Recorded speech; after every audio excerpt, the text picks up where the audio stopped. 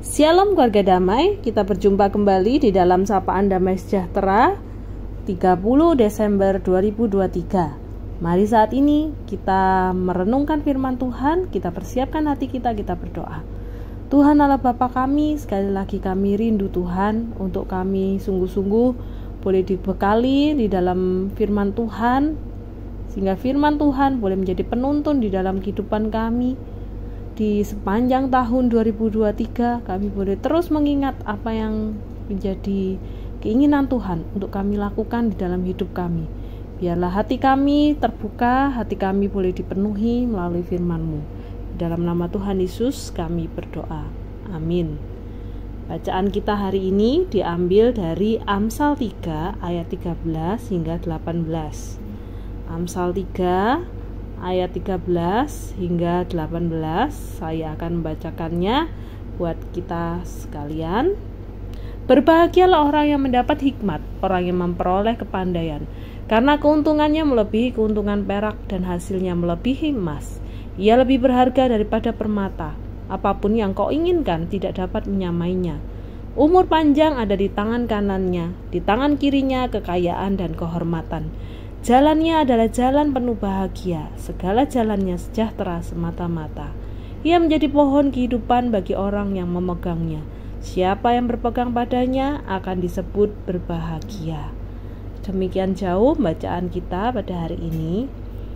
Keluarga damai, tema kita hari ini adalah keuntungan orang berhikmat.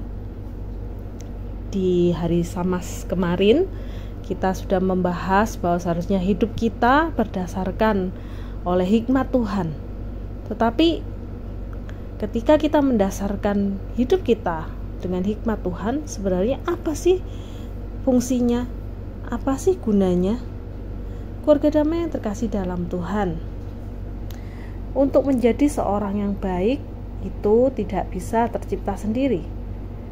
Terkadang untuk menjadi orang baik membutuhkan pedoman baik lewat perilaku hidup seseorang, atau bisa juga lewat tuntunan kitab suci.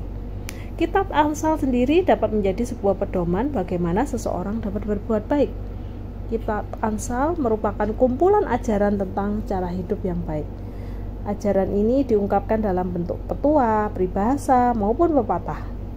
Kebanyakan diantaranya menyangkut persoalan-persoalan yang timbul di dalam kehidupan sehari-hari. Kunci untuk mengerti hidup berhikmat di dalam Amsal, menurut Salomo, ialah orang harus pertama-tama mempunyai rasa hormat dan takut kepada Tuhan. Salomo dengan jelas mengatakan bahwa orang yang berhikmat, dia adalah seseorang yang memperoleh kebahagiaan di dalam hidupnya. Dan kebahagiaan itu melebihi bahagianya orang yang memiliki harta duniawi. Kebahagiaan orang berhikmat meliputi umur panjang, kekayaan, dan juga kehormatan. Kebahagiaan orang berhikmat terkait dengan jalan hidup yang benar, jalan hidup yang sesuai dengan kehendak Allah. Mengapa Salomo dapat berkata bahwa orang berhikmat dan pandai itu hidupnya bahagia? Alasannya jelas. Pertama, orang berhikmat itu hidupnya selalu mempercayai Tuhan dengan sepenuh hati. Apapun persoalan dan tantangan hidup, Tuhan selalu menjadi nomor satu di dalam menyelesaikannya, dan bukan pada pengertian dirinya sendiri. Maksudnya apa? Maksudnya adalah orang berhikmat, dia akan selalu memahami bahwa ada rencana Tuhan dan campur tangan Tuhan di dalam setiap peristiwa yang terjadi, sekalipun itu peristiwa yang tidak mengenakan di dalam kehidupannya. Firman Tuhan dihayati sebagai kebenaran utama di dalam kehidupan. Karena itu ketika seseorang mengalami pergumulan, persoalan, sekalipun ketika dia mempercayai ada campur tangan Tuhan yang akan sanggup berkuasa di dalam setiap persoalannya, maka dia akan tetap menjadi seorang yang bisa kuat menghadapi persoalan tersebut.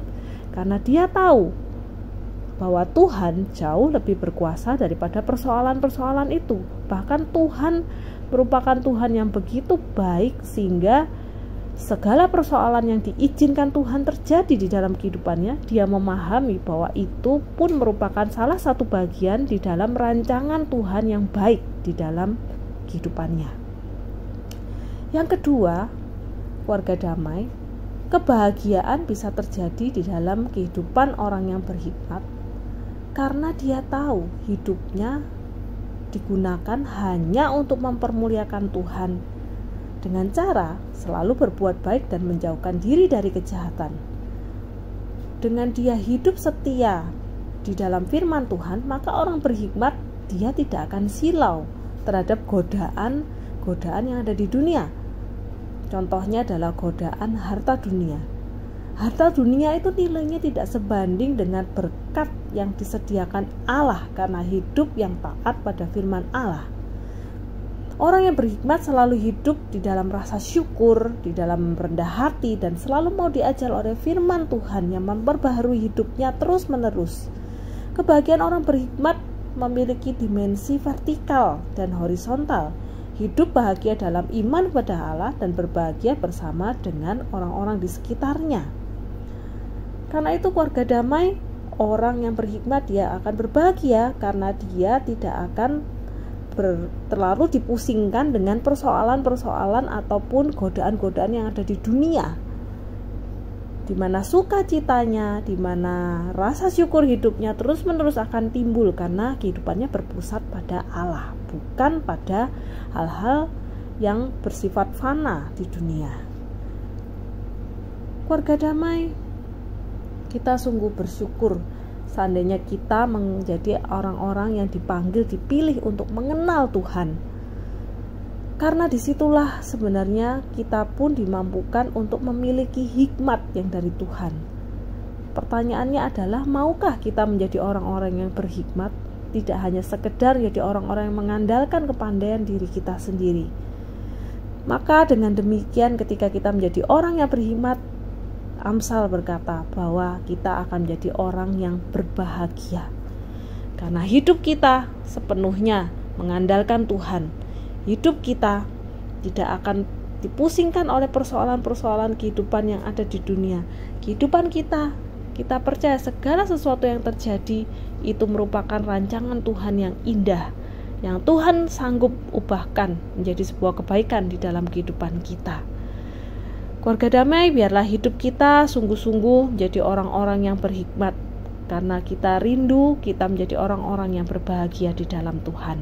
Amin. Mari kita berdoa. Tuhan Allah Bapa kami, sungguh kami rindu Tuhan, bahwa hikmat Tuhan boleh terus-menerus sungguh tercurah di dalam kehidupan kami. Ampuni kami jikalau kami seringkali melupakan hikmat yang dari Tuhan, kami mengandalkan diri kami sendiri sehingga kami mudah terjatuh di dalam godaan dunia.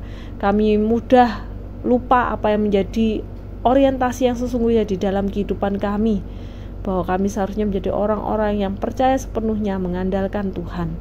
Tuhan, biarlah hidup kami sungguh-sungguh terus-menerus diproses, diubahkan menjadi orang-orang yang berhikmat di dalam Tuhan, sehingga kami menjadi orang-orang yang hidup berbahagia di dalam Tuhan saja. Terpujilah nama-Mu Tuhan, di dalam nama Tuhan Yesus kami berdoa. Amin.